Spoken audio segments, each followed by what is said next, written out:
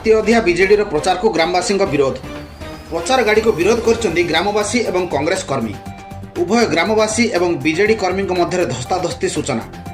एभली एक घटना घटी नवरंगपुर जिला चंदाहांडी अंचल में। चंदाहांडी ब्लॉक अंतर्गत चकामाल ग्राम में गतकाली रात्र 9टा समय बीजेडी निर्वाचन प्रचार को विरोध कर ग्रामवासी और कांग्रेस कर्मी। चंदाहांडी जोन 1 प्रार्थी पुष्पांजलि खसले ग्राम चकामाल राति अधिया बीजेडी प्रचार को कांग्रेस प्रार्थी विरोध करिवारु उभय कर्मी मध्य धस्ताधस्ती होता सूचना मिली। निर्वाचन नियम को शासक दल खोलाखोली उल्लंघन करुवा नहीं कांग्रेस प्रार्थी अभियोग कर एभली राति अधिया प्रचार द्वारा साधारण ग्रामवासी असुविधा होउथवारु लोके विरोध करथिबा सूचना मिली। उमरकोट उग्रसेन पात्रक रिपोर्ट क्राइम 7 न्यूज।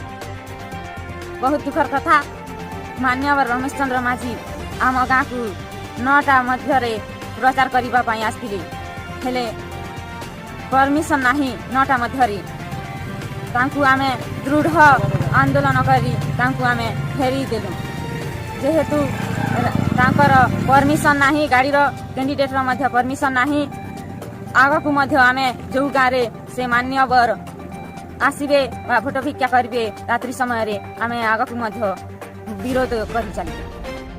बहुत दुखर विषय जेहेतु माननीय सांसद रमेश चंद्र माझी संध्या 6टा पर प्रचार कार्य कौन राजनीतिक दल करें ना किंतु जाशुणी माननीय सांसद आईन को हाथी नहीं से आज राति 10टार आसिक गाँव में प्रचार करुँच से किसी खुदी नेता किसी मद पानी देकर से आम कांग्रेस कर्मी मान आक्रमण करने पछे ना ये कि तुम शासन ये कि तुम सुशासन व्यवस्था रमेश माझी को ठिकार लगवार कथा राति अधारे प्रचार ना टंका बांटवा से विभिन्न गाँव को गस्त करेणु आगामी दिन में अंचलवासी जागी सारे से रमेश माझी सरकार को उचित जवाब देवे और सब गाँव में जदि राति 9टा 10टार प्रचार करब सब गाँव में दृढ़ विरोध कर